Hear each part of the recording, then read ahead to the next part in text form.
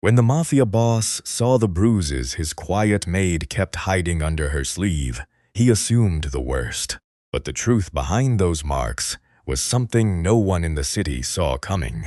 What started as one woman's secret would soon bring the most respected man in Chicago to his knees. By the time it was over, the entire city would never look at either of them the same way again. Grant Calloway noticed 3 things the moment Avery Bennett walked into his study that morning. Her hands were shaking, her eyes were red from crying or from not sleeping, and there was a long bruise running down her forearm that she kept trying to cover with her sleeve. He said nothing. Grant had learned a long time ago that the fastest way to make someone lie was to ask them a direct question too soon. "Good morning, Mr. Calloway," Avery said, setting a tray of coffee on the corner of his desk. She always called him that, even though she had worked in his lakeside mansion for almost a year now. "I'll just dust the shelves and stay out of your way." "Take your time," Grant said. He pretended to read the documents in front of him, but his eyes followed her around the room. She was a careful worker, quiet and thorough, the kind of person who fixed crooked picture frames without being asked. But today she moved like every step hurt. When she reached up to wipe the top shelf, her sleeve slid down. Grant saw it clearly then. Not one bruise, but several, in different stages of healing. Some were fresh and purple. Others were faded yellow-green, days old. They circled her arm like she had been gripping something heavy over and over again. Avery caught him looking. She yanked the sleeve back down so fast that the duster fell from her hand. "It's nothing," she said quickly. Too quickly. "I was helping move some boxes at a storage place. I'm clumsy. I bumped into a stack of them." Grant set down his pen. "Storage boxes did all that? You know me, sir. I trip over my own feet." She forced a small laugh, picked up the duster, and turned away from him. "I'll get back to work." He let it go, for now. But Grant Calloway did not get to where he was in this city by ignoring the things that didn't add up. People feared his name across Chicago. They whispered it in back rooms and crossed the street when his car drove by. He had built an empire out of reading people, out of knowing when a story was true and when it was carefully stitched together to hide something. And Avery's story had loose threads everywhere. A storage place, boxes, bruises in different stages, which meant whatever she was doing, she had been doing it for weeks. He watched her finish the shelves, her jaw tight, blinking back something she didn't want him to see. An hour later, Grant walked down the long hallway toward the kitchen to refill his own coffee, a habit his staff found strange for a man with so many people willing to do it for him. He liked moving through his own house quietly. It was how he kept track of things. That was when he heard her voice. Avery was standing in the small service corridor near the back door, her phone pressed hard against her ear, her free hand covering her mouth like she was trying to keep her voice down. Grant stopped just before the corner. He didn't mean to listen. Then he heard the word that made him stay. "Gone," she was saying. "Logan, it's all gone, every dollar. I checked the account 3 times this morning. There's nothing left." A pause. "No, I'm not blaming you. I'm not." Her voice cracked. "But that was Mom's money too. That was everything we saved. We did everything they told us to do. We signed the papers. We waited like they said, and now the office is closed and nobody answers the phone." Another pause. Grant could hear her breathing shake. "I'll fix it," she whispered. "I don't know how yet, but I'll find out where it went. People don't just take your whole life and disappear. Somebody knows something." She ended the call and pressed her forehead against the wall for a long moment. Then she straightened up, wiped her face with the back of her hand, and walked back toward the dining room as if nothing had happened. Grant stayed where he was, the empty coffee cup still in his hand. Missing money, a closed office, papers they signed, and Bruises she got carrying boxes from a storage place late into the evening for weeks. Suddenly, the pieces lined up in a way that made his chest go cold and quiet. She wasn't being hurt by a person. She was breaking her own body, trying to save her family from drowning, and somebody had taken everything they had. Grant set the cup down on a side table and pulled out his phone. He scrolled to a number he only used when something needed to be handled without noise, without questions, without anyone ever knowing he had been involved. Ethan Pierce answered on the first ring. "Mr. Calloway, I need you to look into something," Grant said, keeping his voice low. "Quietly, there's a young woman who works for me, Avery Bennett. She and her brother lost money to some kind of investment, an office that's gone dark. I want to know what company, who ran it, and where that money went. How deep do you want me to dig?" Grant looked down the hall, toward the room where Avery was already humming softly as she worked, pretending the world wasn't falling apart underneath her. "All the way to the bottom," he said. "And Ethan, she can't know. Whatever this is, she's been carrying it alone. I want to know what we're dealing with before she gets hurt worse than she already is." He hung up. Outside the tall windows, the lake was flat and gray under a low Chicago sky. Grant had no idea yet that the small thread he had just pulled was tied to something that would shake the entire city to the ground. Ethan Pierce started before sunrise. He parked his car half a block from the small apartment building where Avery lived, sipped cold coffee, and waited. At 6 in the morning, she came out wearing her work clothes, a worn canvas bag over her shoulder. She walked to the bus stop, head down against the wind off the lake, and rode across the city to Grant's mansion like she did every day. That part Ethan already knew. It was what happened after work that interested him. When Avery's shift ended in the late afternoon, she didn't take the bus home. She got off 2 stops early, near a row of brick storefronts on the west side, and walked into a neighborhood credit union. Ethan followed her in a few minutes later, pretending to fill out a deposit slip at the counter. Avery was at a desk in the corner, talking to a loan officer. Ethan couldn't hear all of it, but he caught enough. She slid a thick folder across the desk. The officer flipped through it, shook his head slowly, and said something that made Avery's shoulders drop. She nodded, gathered her papers, and left. Ethan gave her a head start, then followed. Her next stop was a legal aid office wedged between a laundromat and a closed shoe store. The sign in the window said, "Free consultations on Tuesdays and Thursdays."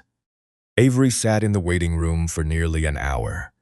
When she finally came out, a tired-looking woman in a cardigan walked her to the door and handed her a stack of forms.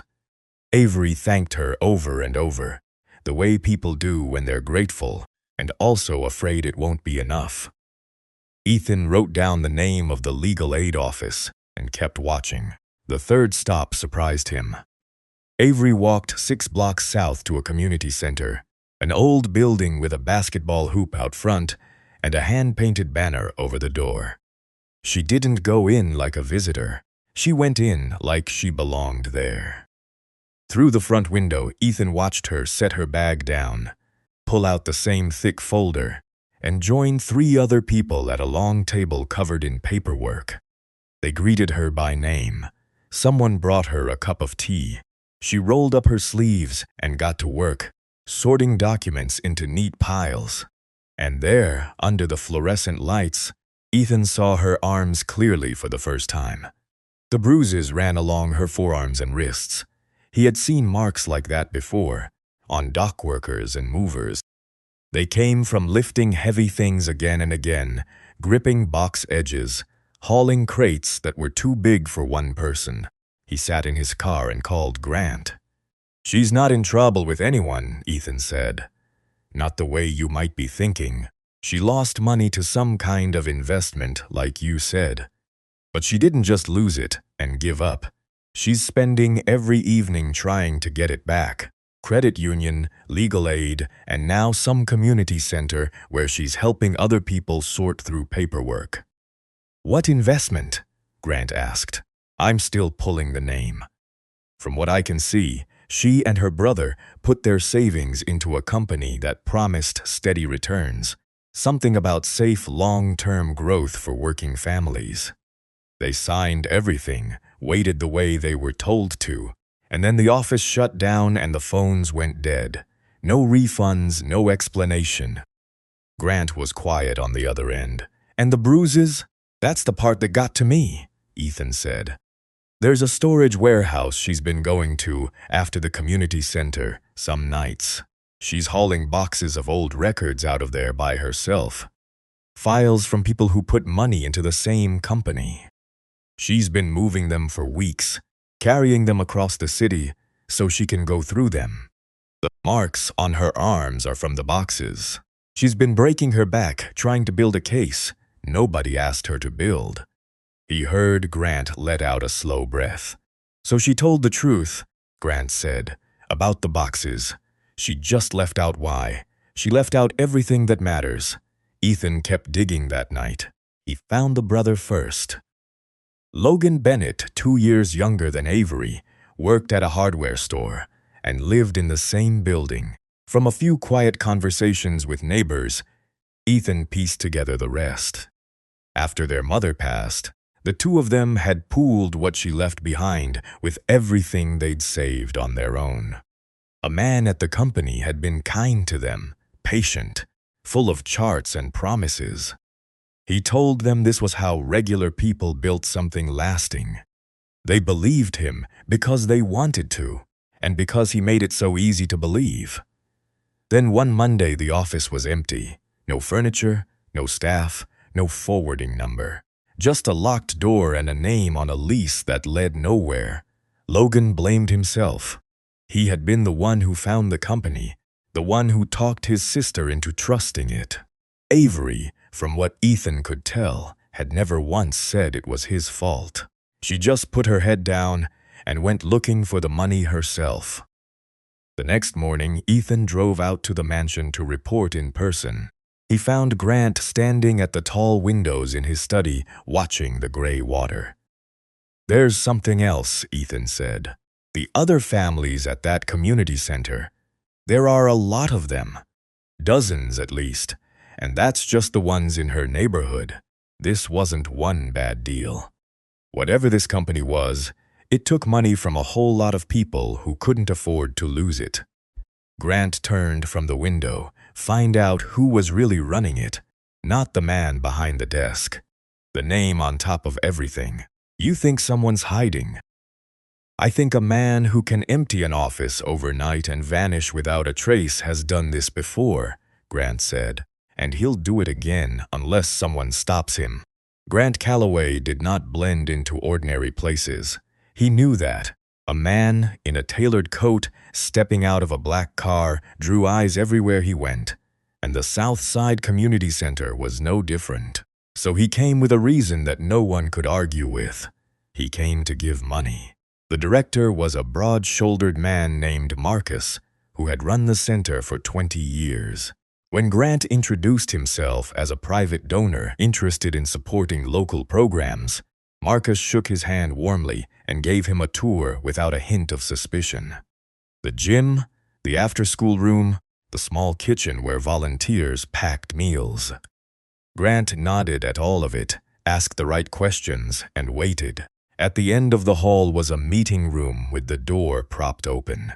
Inside, a dozen people sat around, folding tables stacked high with binders and loose papers, and at the head of one table, sleeves pushed up, hair tied back, was Avery. Grant slowed his step. She didn't see him. She was bent over a spreadsheet, explaining something to an older couple sitting across from her. The man held a crumpled envelope in both hands, like it might fall apart.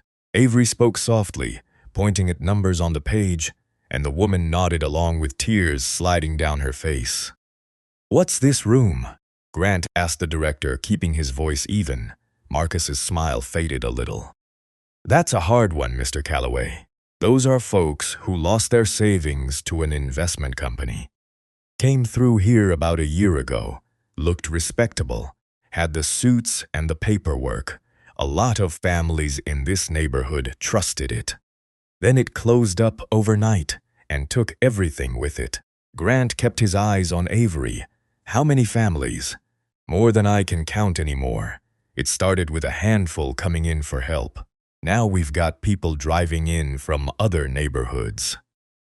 Word spread that we were keeping records, trying to figure out where the money went. Marcus nodded toward the tables. That young woman there started it, Avery. She doesn't work here. She comes in after her own job and stays till we lock up. She organized the whole thing, taught the others how to file claims, how to keep copies of everything. She did all this herself. Nobody asked her to. One day she just showed up with a box of papers and a list of questions, and she never stopped coming. Marcus lowered his voice. Between you and me, I worry about her. She gives everything she's got to these people, and I don't think she's got much left for herself. Grant moved closer to the doorway, careful to stay out of Avery's line of sight. He listened.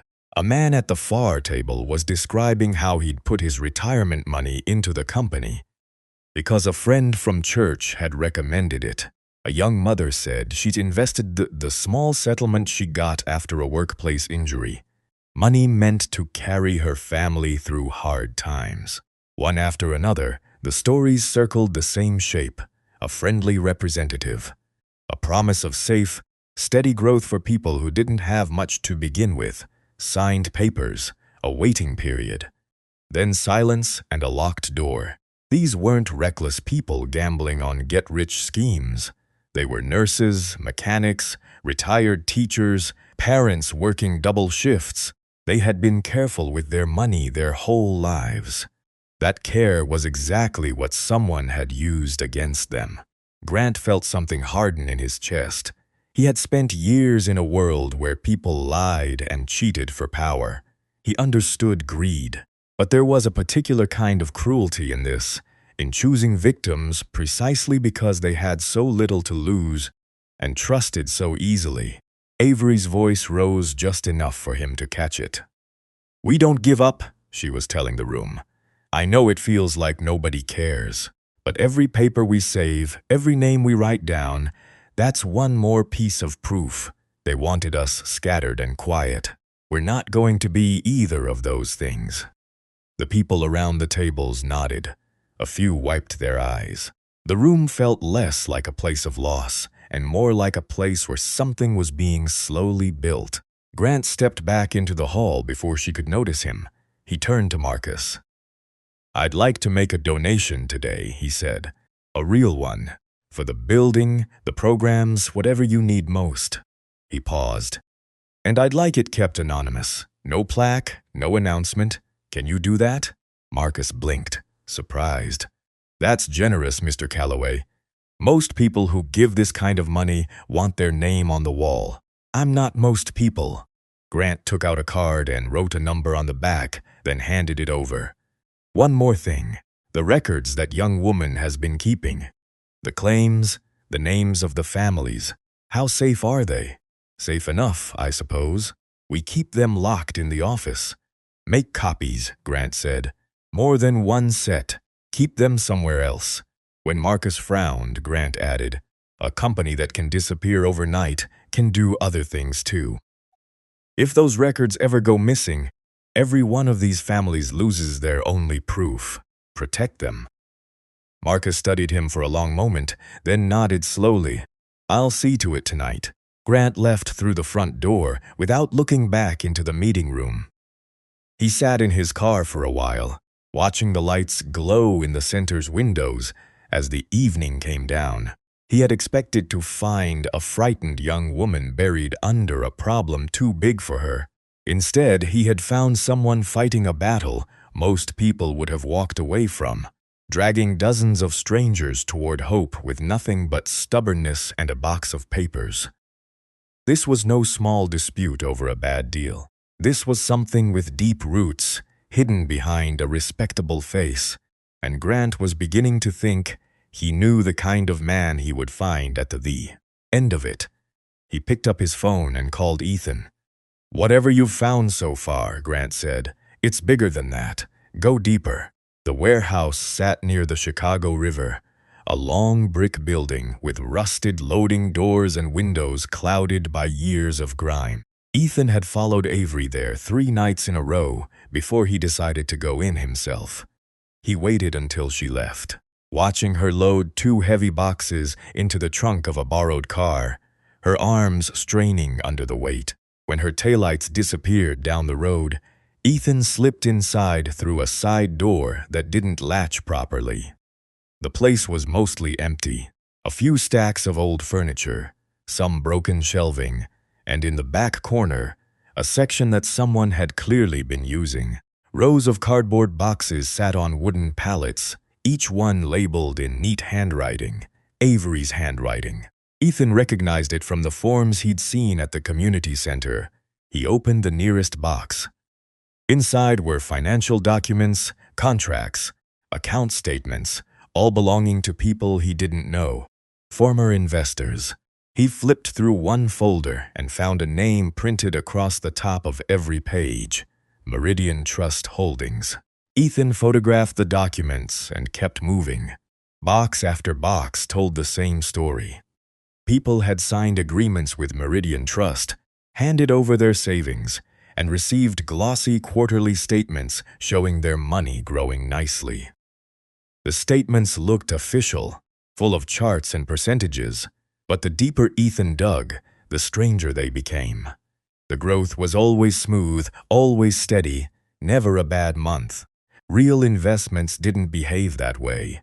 Real money went up and down.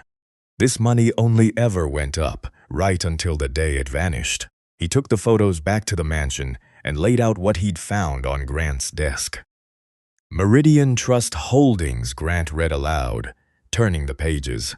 "Who's behind it? That's the wall I keep hitting," Ethan said. "On paper, the company was run by a handful of people who all turn out to be dead ends. Fake addresses, names that lead nowhere. Whoever set this up knew how to stay invisible." He pulled out another sheet. "But Avery found something I didn't expect. She's smarter than the people who built this thing gave her credit for." The next evening, Ethan went back to the warehouse. This time, Avery was there, sorting through a box that looked older than the rest, the cardboard soft and water-stained at the corners. He watched her freeze, pull out a single document, and read it twice. Her hand went to her mouth. Ethan stepped out of the shadows. He had decided, against his usual instincts, that she was someone he could trust with the truth. "Don't be afraid," he said quietly, raising his hands. "I'm not here to hurt you. My name is Ethan. I work for someone who's been worried about you." Avery backed against the pallet, clutching the paper. "Who?" "You won't believe me if I tell you," Ethan said. "But I think we want the same thing. I think we're both trying to find out where your money went." It took a while to calm her down. But Avery was exhausted and frightened, and carrying too much alone, and something in Ethan's steady voice made her listen. Slowly, she showed him what she'd found. The document was an old internal memo, the kind that should never have ended up in an investor's file. It had been misfiled, slipped into a folder by mistake years ago. It listed the names of several small businesses that Meridian Trust used to move money between accounts, and at the bottom, almost as an afterthought, a single line referenced the man who had signed off on the arrangement. W. Mercer. "Wyatt Mercer," Avery whispered. "I've seen that name, everyone has. He's on the news at every charity event in the city. He gives speeches about helping working families." She looked up at Ethan, her eyes wide. "He's supposed to be one of the good ones." Ethan took the memo and studied it. Men like Mercer are good at looking good. It's the whole game. You build a clean face the public loves, and then nobody believes you could be capable of anything ugly. The cleaner the face, the bigger the lie behind it. Avery sank onto a wooden crate. "But this is just one piece of paper. One name on one old memo. Nobody's going to take down a man like that with this. No, Ethan agreed, but it's a thread. And once you've got a thread, you pull. He looked at her steadily. You've already done more than most people ever would. You found this. Now let us help you carry it.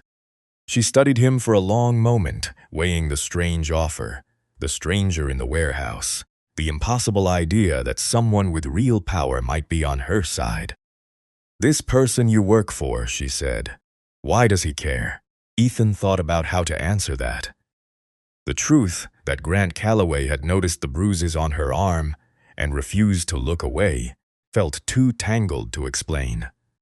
Because he saw someone being crushed by something that wasn't her fault, Ethan said, and he's not the kind of man who can ignore that, even when it would be easier. Avery wiped her face and stood up.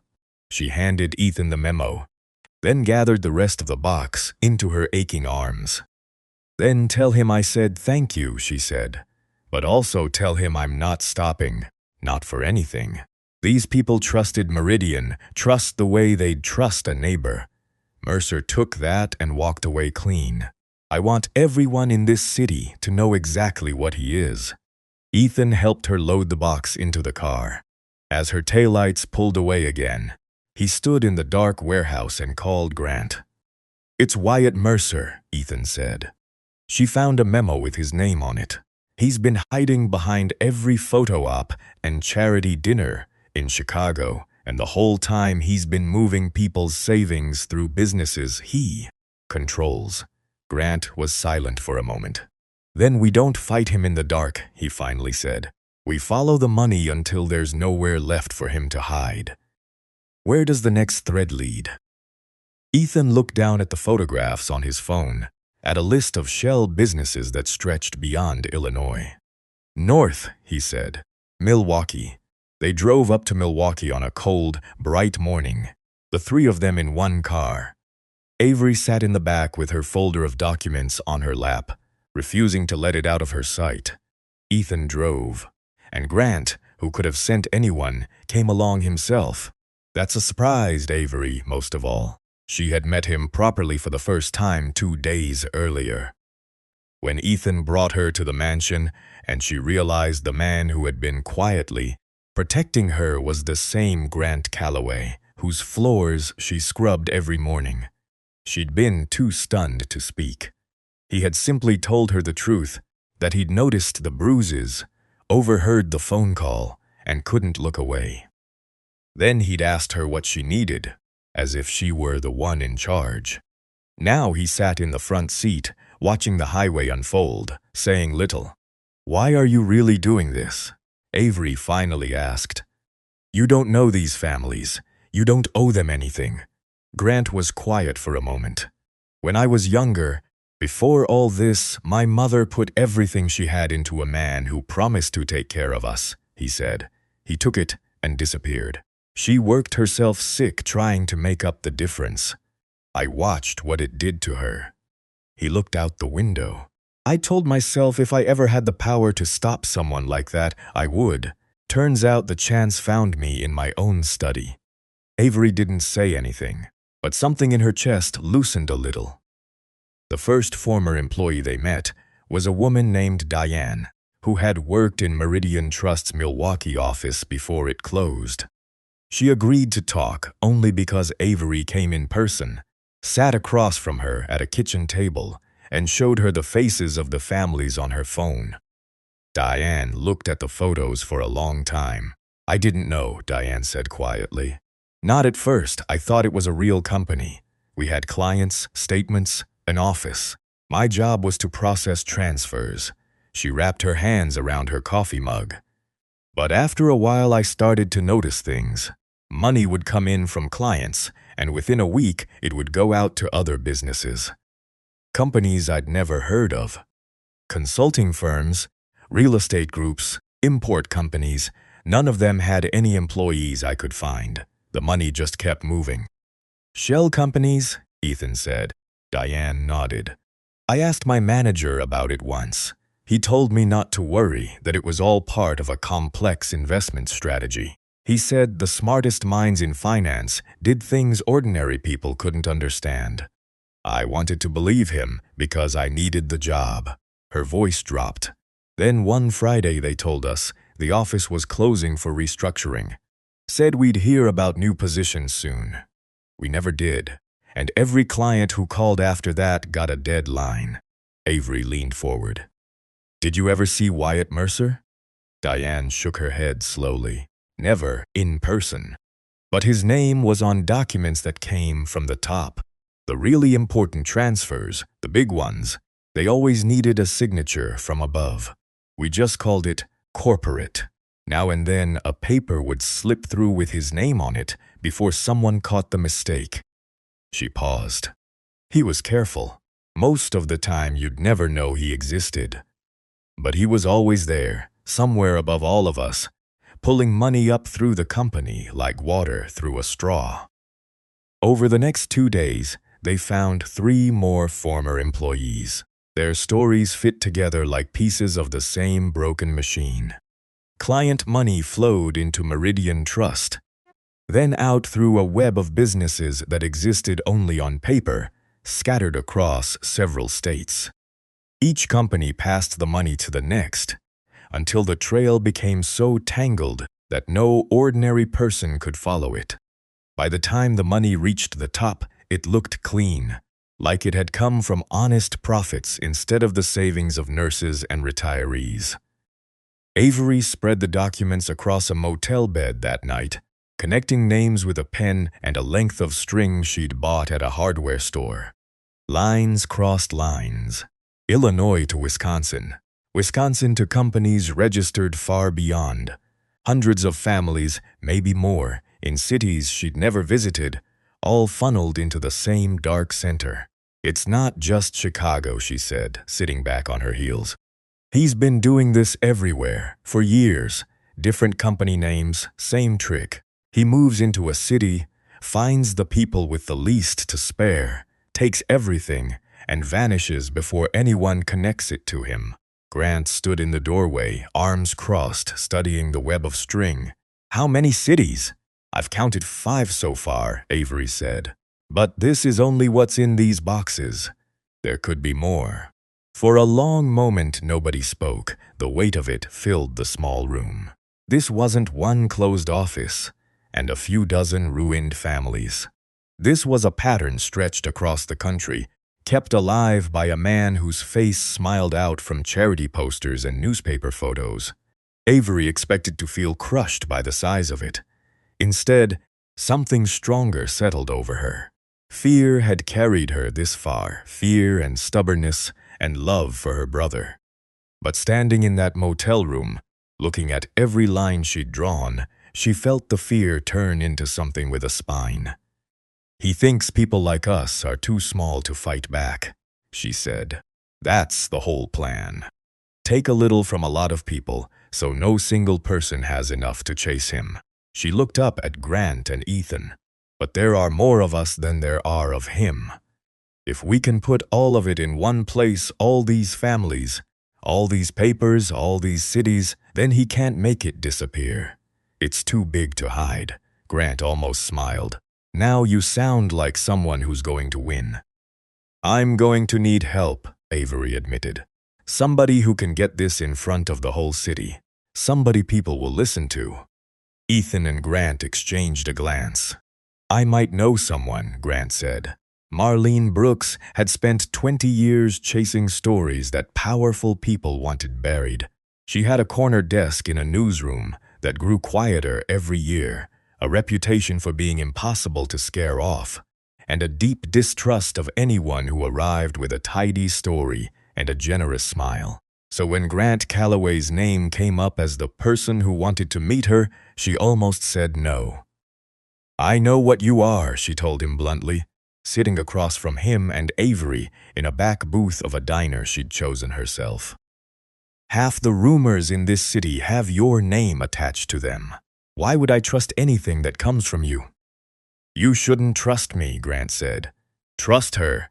He nodded toward Avery. And trust the papers. I'm only the one who opened the door. The rest is hers. Marlene turned to Avery, her sharp eyes softening just slightly. All right, show me what you've got. Avery laid it out on the table, the investor files, the internal memo with Mercer's name, the list of shell companies, the string and pen map she'd built across 5 cities. She talked for nearly an hour, and Marlene listened without interrupting, scribbling notes in a battered pad, occasionally stopping her to ask a hard question. This statement here, Marlene said, tapping a quarterly report. The returns never dip, not once in 3 years. I know, Avery said. That's what made me sure something was wrong. My brother kept saying we were just lucky. But money doesn't work like that. Real investments breathe. These never did. Marlene sat back.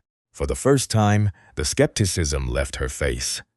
You're right. This is the oldest trick there is, dressed up in modern clothes. They take money from new investors and use it to pay the old ones, just enough to keep everyone happy and quiet. As long as more people keep joining, it looks like it's working. The day people stop joining, the whole thing collapses, and whoever's at the top is already gone with the real money. Can you prove it's Mercer? Grant asked. Not yet. One memo isn't enough. A man like that has lawyers who eat memos for breakfast. Marlene flipped through her notes. But patterns are different. If I can show this same scheme happening in 5 cities under different company names, all tracing back to him, that's not a misunderstanding. That's a design. And designs have a fingerprint. She agreed to take the story. For the next 2 weeks, Marlene worked harder than she had in years. She drove to the other cities Avery had marked, knocking on doors, sitting at more kitchen tables, gathering the same broken story from strangers who had never met each other, but had all lost everything the same way. She found old business filings, traced the shell companies through public records, and slowly assembled a chain that linked them, one by one, back toward the same hidden hand. The more she dug, the more victims came forward. Word spread through the community center and beyond. People who had stayed silent out of shame, certain they had been foolish, began to realize they were part of something far larger than their own bad luck. The pile of evidence grew. So did the number of names willing to go on record. Then Wyatt Mercer made his first move. It started small. A glowing profile of him appeared in a business magazine, praising his charity work and his commitment to ordinary families.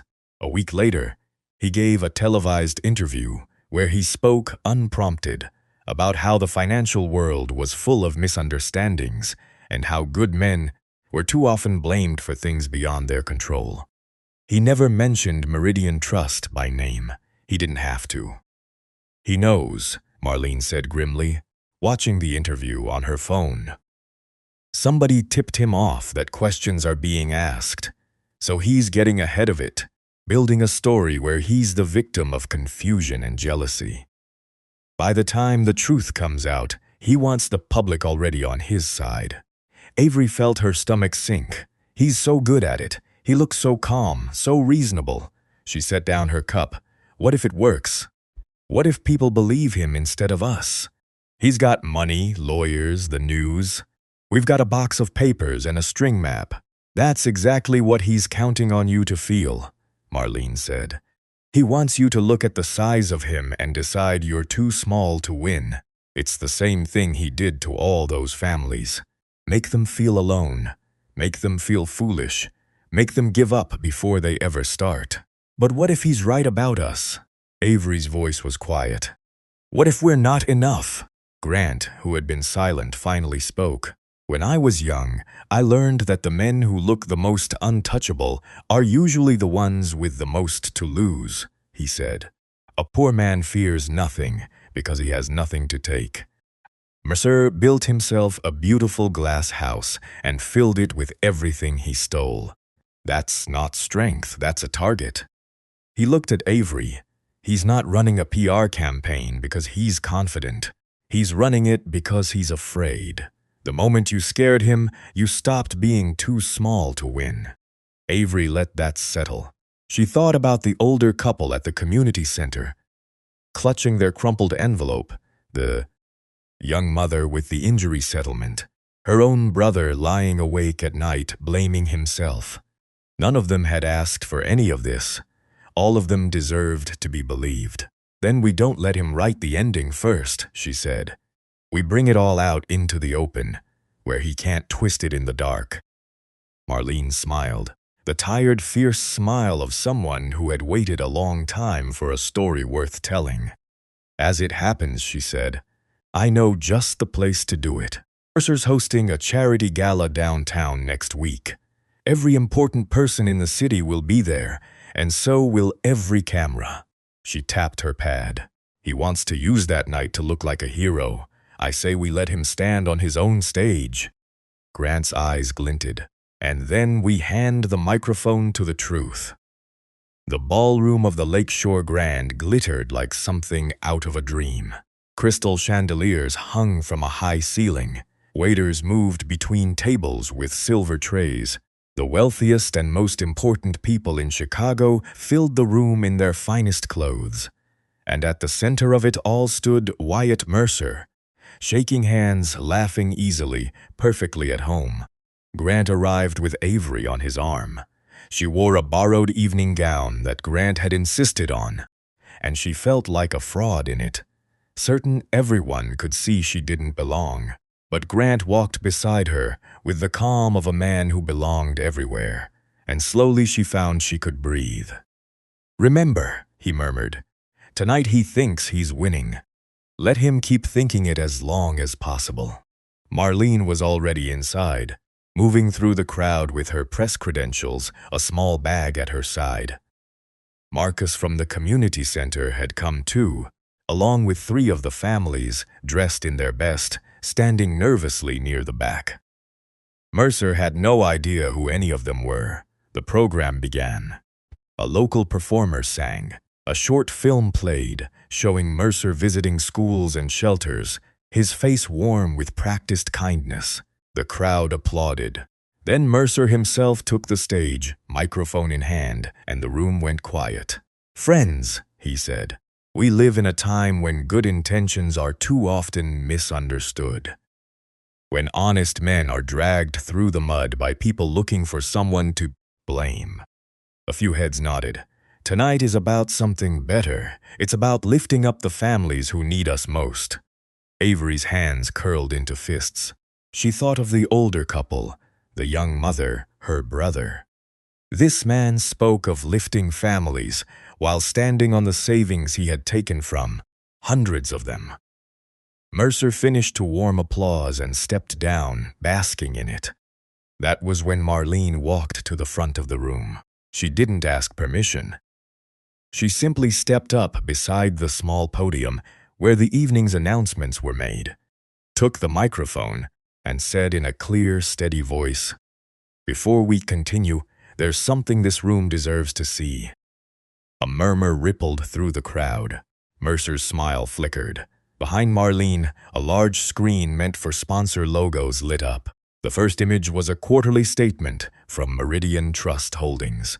The numbers clean and perfect. "This is what hundreds of families across 5 cities were shown," Marlene said. Steady growth, month after month, year after year. It looked like safety. It looked like a future. She advanced to the next slide. It was a lie. The room stilled. Slide by slide, Marlene laid it out. The money flowing in from ordinary people. The transfers out to businesses with no employees, no offices, no purpose except to move money and hide it. The trail crossing state lines, looping through shell after shell, until it disappeared into accounts no one could trace. She named the cities. She showed the faces of the families. Real people with real losses, projected 10 feet tall above a ballroom full of the city's elite. A retired teacher, Marlene said. A mother who lost the settlement meant to feed her children. A couple who handed over everything they'd saved in 40 years of work. Her voice didn't rise, but it carried to every corner of the room.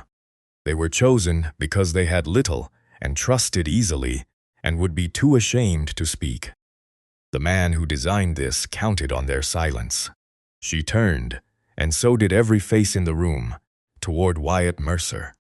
"This is his fingerprint," Marlene said, and the final slide appeared. The internal memo Avery had found, water-stained and creased, with a single name signed at the bottom, W. Mercer. Beside it, Marlene placed the business filings she had traced, each one circling back to the same hand. For a moment, no one moved. Mercer recovered fast. He laughed, a warm, dismissive laugh, and stepped forward with his palms raised. "This is exactly what I was talking about," he said smoothly. "A misunderstanding dressed up as a scandal. One old memo, a few documents taken out of context. I've devoted my life to helping people. Are we really going to believe a reporter over everything I've built?" A few guests shifted, uncertain. The room teetered. Then a voice spoke from the back. "I worked for you." Diane, the former employee from Milwaukee, stepped forward. Avery had not known she was coming. Diane's hands shook, but her voice held. "I processed the transfers. I watched the money leave the moment it came in. I asked questions and was told to stop. I'm done staying quiet." She looked around the room. "Everything she showed you is true. I saw it with my own eyes." One by one, the families near the back stepped forward too. The older couple, the young mother. Their faces matched the ones on the screen. They didn't shout or accuse. They simply stood, present and real, while the city's elite looked at them and understood that these were not abstractions or political talking points. They were neighbors. The mood in the room turned like a tide. The uncertainty in the guests' faces hardened into something colder, directed now at the man on the stage. Whispers spread. A few people set down their glasses and quietly moved away from Mercer, as if his ruin might be catching. Mercer's smile finally broke. For just a second, the warmth dropped away, and something hard and frightened showed underneath. He scanned the room for an ally and found none. Avery stepped out of the crowd. She didn't say anything dramatic. She just looked at him, this man who had taken her mother's money and her brother's peace, and the savings of so many people she'd come to know. "You thought we were too small to find you," she said quietly. "We weren't." Mercer opened his mouth, then closed it. There was nothing he could say that the entire room hadn't just watched fall apart. He turned and walked quickly toward a side door, his perfect evening collapsing behind him. The cameras followed him out. Grant found Avery's side and rested a steadying hand on her shoulder. "It's begun," he said softly. "By morning the whole city will know his name, and not the way he wanted them to." By sunrise, Wyatt Mercer's name was everywhere. Marlene's story ran first, a long, careful piece built on months of evidence, every claim backed by a document. Then the rest of the city's reporters, who had ignored the rumors for years, scrambled to catch up. The footage from the gala played over and over. Mercer walking quickly toward the side door. The families standing in their best clothes. Diane's shaking voice cutting through the ballroom. The story didn't fade the way Mercer had always counted on. It grew. Financial investigators who had brushed off scattered complaints now had something they couldn't ignore. Hundreds of victims, organized records, a trail mapped across 5 cities, and a former employee willing to talk on the record. Within days, the shell companies Avery had charted on her motel bed were being torn open one by one. What had taken her months of hauling boxes and drawing string lines, the investigators now followed in hours, because she had already done the hardest part. She had shown them where to look. Mercer's empire began to come apart from every direction at once. Business partners who had smiled beside him at 100 events suddenly couldn't remember him. The charities that had displayed his name on their walls quietly took it down.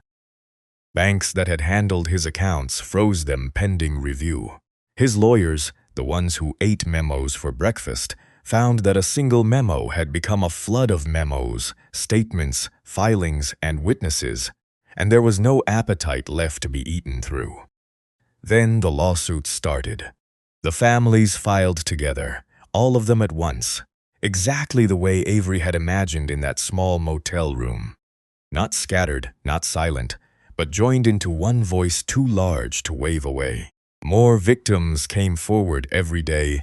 As the news spread to the other cities, people who had spent years believing they alone had been foolish, now realizing they were part of something enormous, and that they were finally being heard. Through all of it, Avery kept working.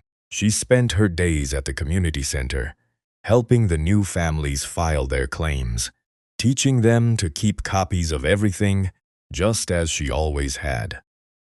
The difference now was that lawyers and investigators came to her, asking for the records she'd built, treating her not as a maid with a box of papers, but as the person who had cracked the whole thing open.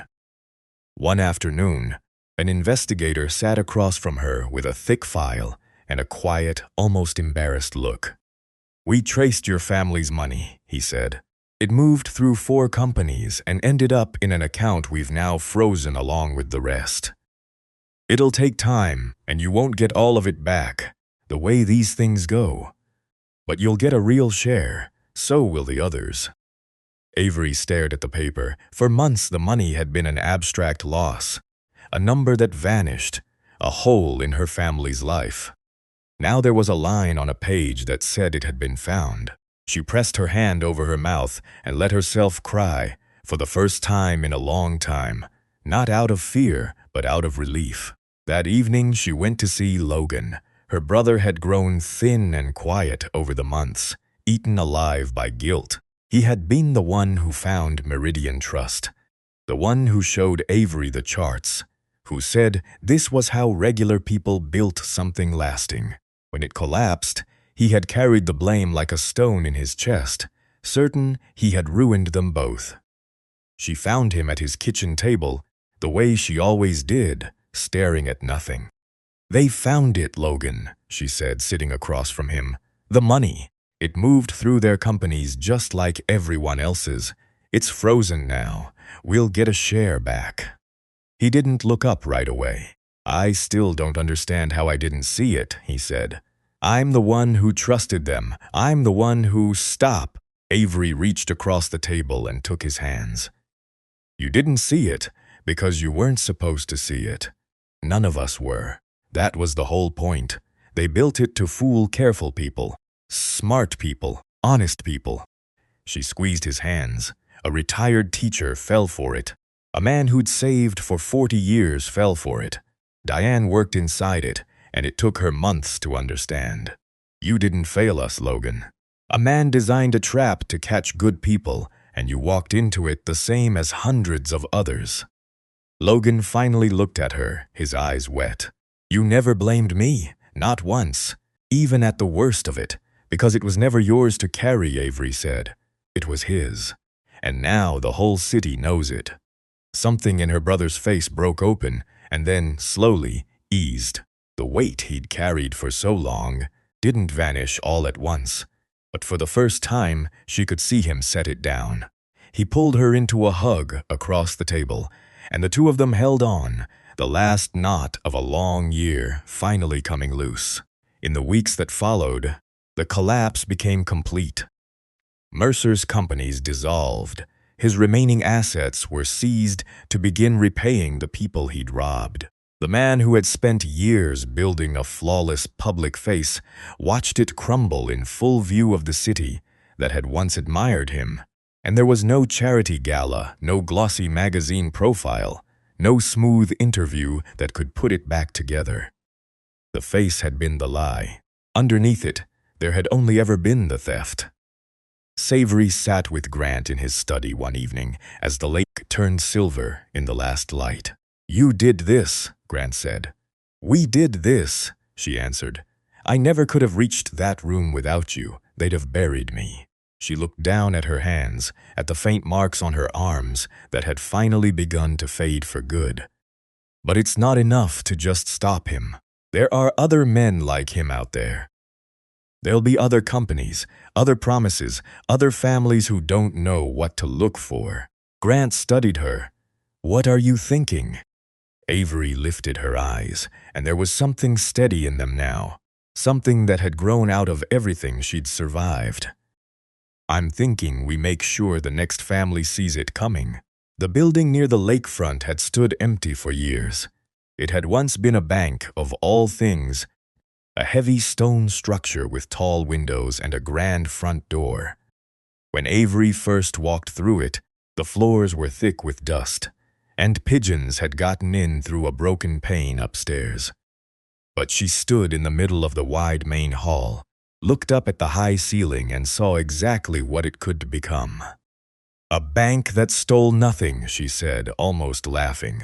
A place that gives people knowledge instead of taking their money. Grant had bought the building quietly, through one of his own companies, and handed her the keys without ceremony. He paid for the repairs the same way, the new windows, the fresh paint, the long tables and shelves and computers. When the contractors asked who was funding the work, they were told only that a private donor wished to remain anonymous. Avery had argued with him about that. People should know it was you, she said. They should see the great Grant Calloway did something good for once. It would change how this whole city looks at you. That's exactly why it has to stay quiet, Grant answered. If my name's on it, people will spend their time arguing about me instead of using the place. This isn't about changing my reputation. It's about the families. He paused. Besides, I've spent my whole life being known for the wrong things. Let me do one right thing nobody knows about. That's worth more to me than a plaque. So the center opened under Avery's name and the names of the families who had built it alongside her. They called it the Beacon Center for Financial Safety. Inside, ordinary people could come for free, no questions asked, and learn the things that no one had ever taught them. How to read a statement that was too good to be true. How to check whether a company was real. How to spot the smooth, patient promises that men like Wyatt Mercer used to lower people's guard. Marcus came over from the community center to help run the programs. Diane, who knew better than anyone how the trap was built, taught classes on the warning signs from the inside. Marlene gave talks about asking hard questions and never being too afraid to ask them. And Logan, finally free of the weight he'd carried, ran the front desk.